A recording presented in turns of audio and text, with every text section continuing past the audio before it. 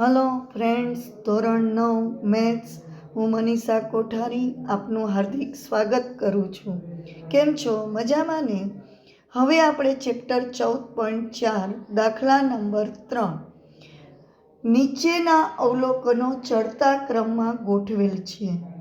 માહિતીનો મધ્યસ્થ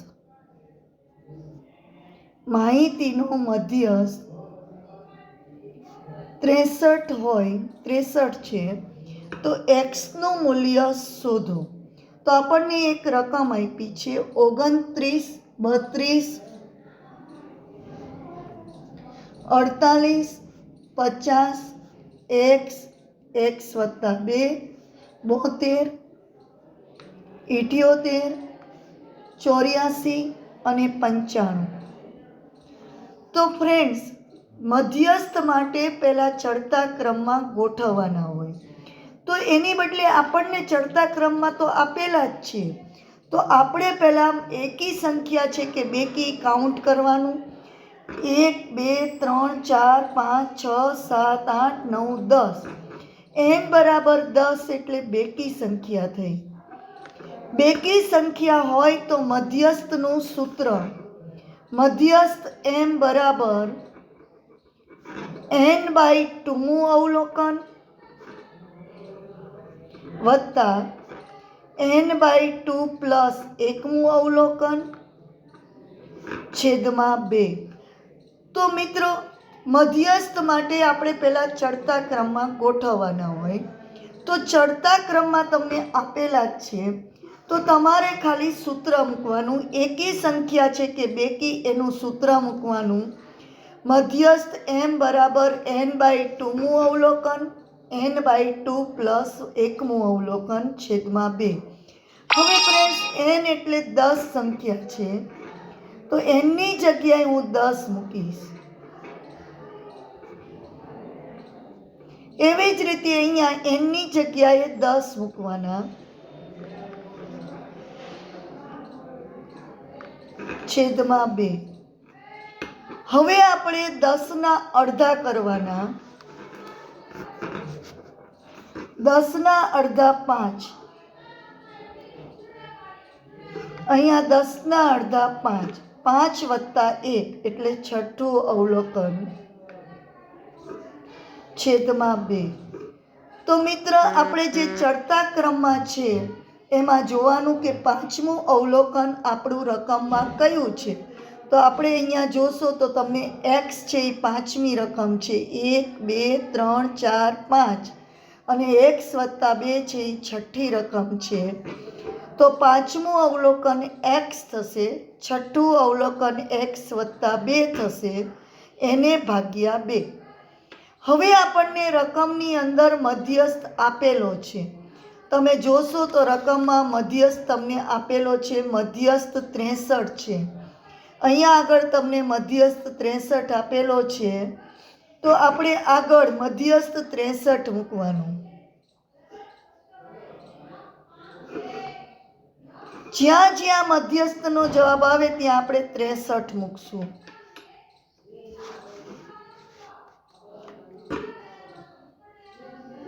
હવે આપણે ક્રોસ ગુણાકાર કરવાનો. 63 ગુણ્યા 2. એક્સની કિંમત જો એકવાર ને એકવાર 2 વાર, 2x વત્તા 2. 63 ગુણ્યા 2 126 પ્લસ 2 આ સાઈડ આવે તો -2. 126 માંથી 2 જાય તો 124. બગડો ઉપર હોય એ નીચે આવશે.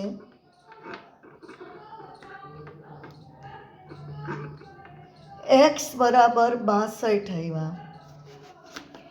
x બરાબર 62 આવ્યા. એ આપણે જે અવલોકન છે સ્ટાર્ટિંગમાં રકમમાં એમાં મૂકશું એટલે આપણને પહેલું 62 મળશે અને 62 વત્તા 2 એટલે 64 મળશે. પણ આપણે x જ શોધવાનું છે. તો x બરાબર 62 છે એ આપણો આન્સર થશે. તો મિત્ર, રકમ ચડતા ક્રમમાં આપેલી જ છે. મધ્યસ્થનું બેકીનું સૂત્ર મૂકવાનું. કુલ રકમ 10 છે તો n બરાબર 10 મૂકો. અહીંયા 10 મૂકો, એના હાફ કરો. 5 વત્તા 1 એટલે છઠ્ઠું અવલોકન. 2 વડે ભાગો. રકમની અંદર મધ્યસ્થ આપેલો છે 63 ગુણ્યા 2 એટલે 126, પ્લસ 2 આ સાઈડ આવે તો -2. બાદ બાકી કરો. 126માંથી 2 જાય તો 124. 2 ઉપર હોય નીચે. આ આપણો એક્સનો આન્સર થશે. મિત્રો, હવે આપણે ઉદાહરણ 12. એક વર્ગના 9 વિદ્યાર્થીની ઊંચાઈ સેમીમાં નીચે પ્રમાણે છે તો માહિતીનો મધ્યસ્થ શોધો. હવે માહિતીનો મધ્યસ્થ શોધવા માટે પહેલાં આપણે ચડતા ક્રમમાં ગોઠવણી કરવાની.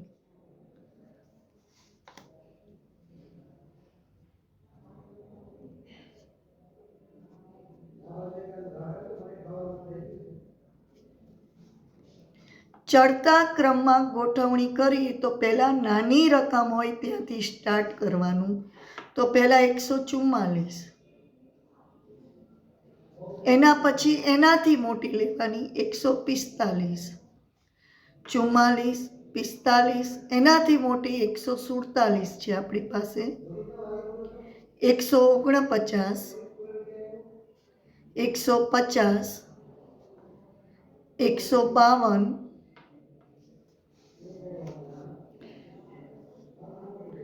152 પછી 155, એના પછી 55થી વધારે 160. હવે આપણી 9 વિદ્યાર્થીની ઊંચાઈ છે તો પહેલાં કાઉન્ટ કરવાનું કે આપણી કોઈ રકમ બાકી નથી રહી. તો આપણું આ 148 બાકી રહ્યું છે તો એમાં હું મૂકી દઉં છું 148. હવે n બરાબર 9 સંખ્યા થઈ, અયુગ્મ એકી સંખ્યા થઈ. n બરાબર 9 એકી સંખ્યા થઈ તો એકી સંખ્યા માટે મધ્યસ્થનું સૂત્ર, નાનું સૂત્ર આવે મધ્યસ્થ m બરાબર n+1/2 મૂ અવલોકન. અવલોકન ન લખવું હોય તો પ્રાપ્તાંક લખો તો પણ ચાલે. n એટલે 9.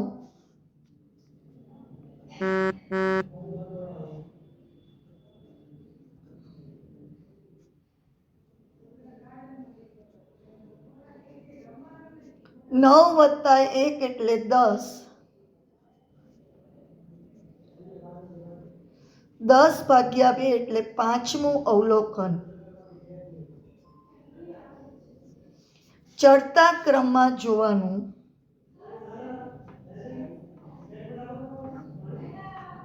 તો આપણે રકમની અંદર જોઈએ 5મું અવલોકન આપણું કયું છે ચડતા ક્રમમાં.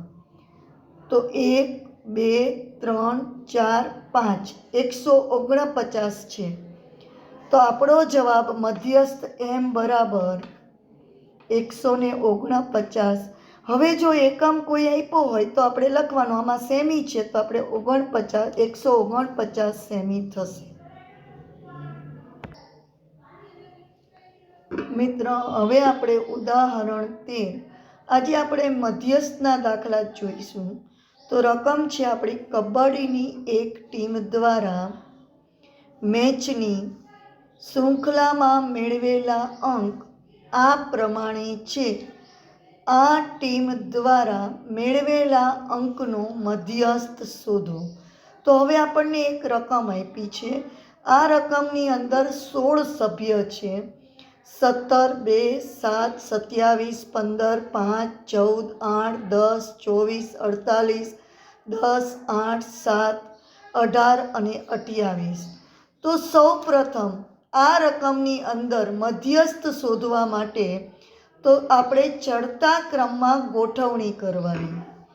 તો ચડતા ક્રમમાં ગોઠવણી કરતા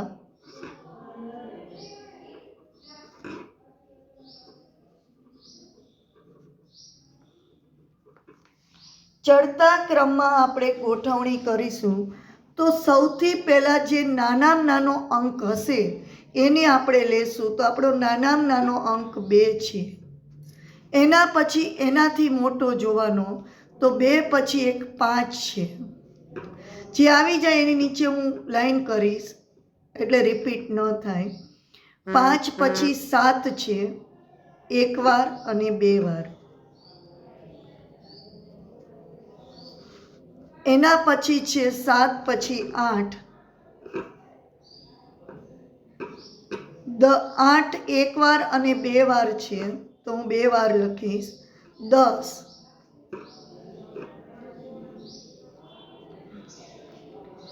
10 પછી એનાથી મોટી સંખ્યા 14 છે, 15 છે, 17 છે, તો 14, 15, 17, અહીંયા 18 છે.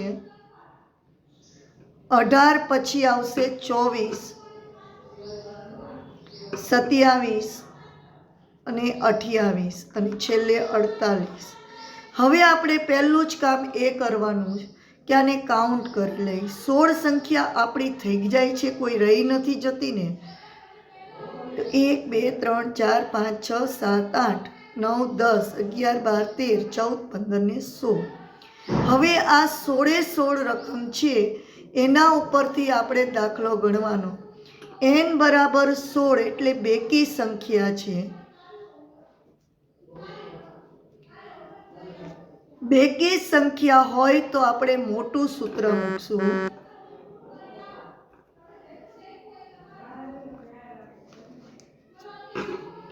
n/2 મું અવલોકન વત્તા n/2 પ્લસ 1 મું અવલોકન છેદમાં 2. n એટલે 16 સંખ્યા થશે.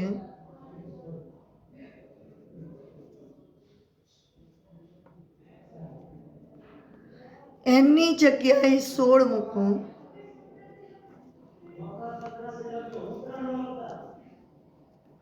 છેદ ઉડાડવાના. 2 8 ને 16.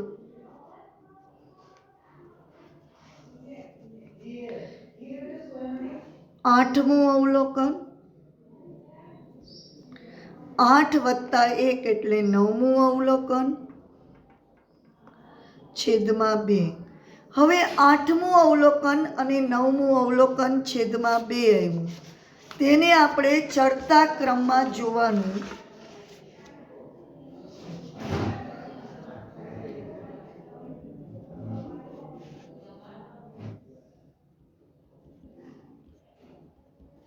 ચડતા ક્રમમાં જોશો તો તમે 8મું અને 9મું અવલોકન 1 2 3 4 5 6 7 8. 8મું 10 છે અને 9મું 14 છે. તો 8મું 10, 9મું 14 અને છેદમાં 2. 10 વત્તા 14 એટલે 24 ભાગ્યા 2 એટલે 12 આવશે. તો માહિતીનો મધ્યસ્થ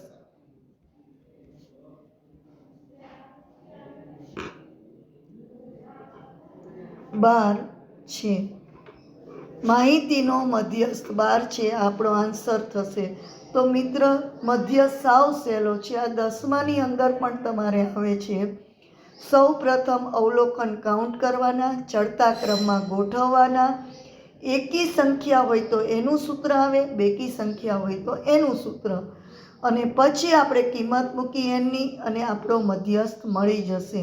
તો મિત્ર, આપણે તમે મારો આ વિડીયો નિહાળ્યો હશે તો આ બધા જ દાખલા સમજજો અને પાકી નોટમાં ગણજો અને રોજના વિડીયો જોઈને હોમવર્ક કરજો.